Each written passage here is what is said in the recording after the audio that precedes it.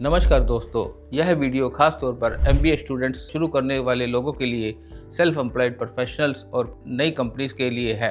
अगर आपको वीडियो अच्छा लगे तो लाइक, कमेंट, सब्सक्राइब और शेयर करें दिल्ली मार्केटिंग कंसल्टेंसी और नीचे लिखे नंबर पर जो स्क्रीन पर पब्लिश हो रहा है उस पर आप कॉन्टैक्ट कर सकते हैं। रिटेल मार्केटिंग का महत्व।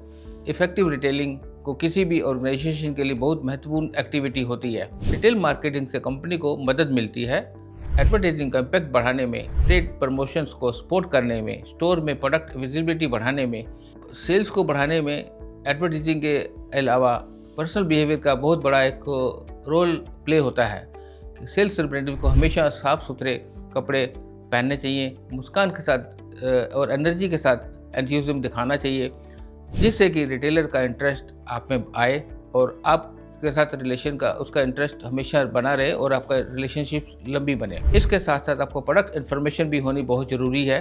सेल्स टीम के पास हमेशा एक अपडेटेड पर फोल्डर होना चाहिए जिसमें कंपनी कहाँ से शुरू हुई, कंपनी कैसे बनी, कंपनी के पीछे क्या उसकी बैकग्राउंड्स हैं, डिटेल्स होनी ही चाहिए जब आप रिटेल मार्केटिंग के लिए आते हैं। प्रोडक्ट इन्फॉर्मेशन के बाद ट्रेड स्कीम की भी डिटेल्ड नॉलेज आप लोगों को होनी चाहिए कि क्या इस समय कंपनी में trade schemes, consumer schemes offer कर रहे हैं जिससे कि सेल्स बढ़ाने में आपको मदद मिले।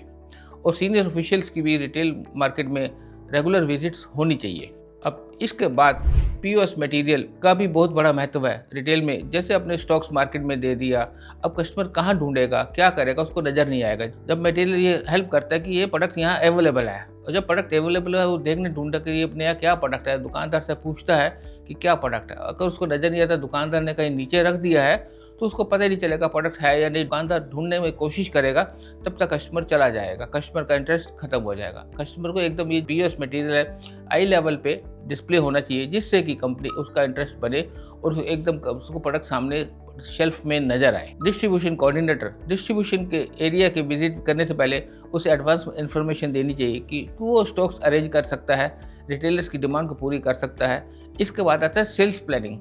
सेल्स प्लानिंग के लिए सेल्स रिप्रेजेंटेटिव को डेली प्लान बनाना चाहिए कि कितने रिटेलर्स उसको विजिट करने हैं, कौन सा प्रोडक्ट सेल करना है, किस प्रोडक्ट पर फोकस करना है, क्या कंपनी के नई स्कीम्स आई हैं, क्या कंज्यूमर स्कीम्स हैं और क्या एक्टिविटीज़ हैं। इसके बाद फिर आता है स्टॉक स्टेटमेंट। स्टॉक स्टेटमेंट के साथ जब वो सेल्स रिप्रेजेंटेटिव मार्केट के लिए निकल रहा है तो उसकी व्हीकल में एडिक्वेट स्टॉक होना चाहिए जो कि वो रिटेल की डिमांड को इंस्टेंटली पूरा कर सके।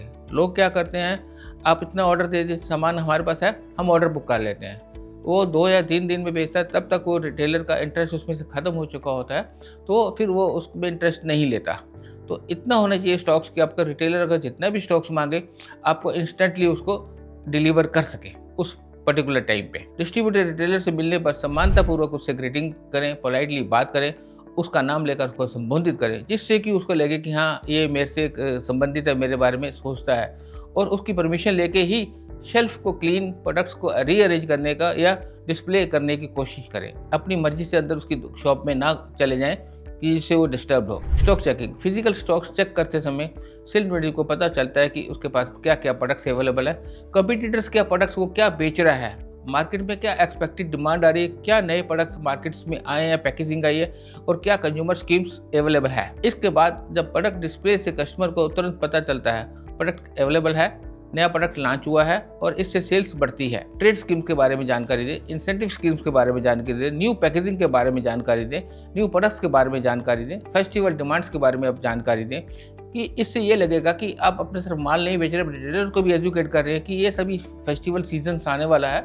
आप स्टॉक्स को अपने पास बहुत मात्रा में रखें जिससे कस्टमर की खाली हाथ ना जाए या किसी और दूसरी शॉप पर ना चला जाए। रिपोर्टिंग।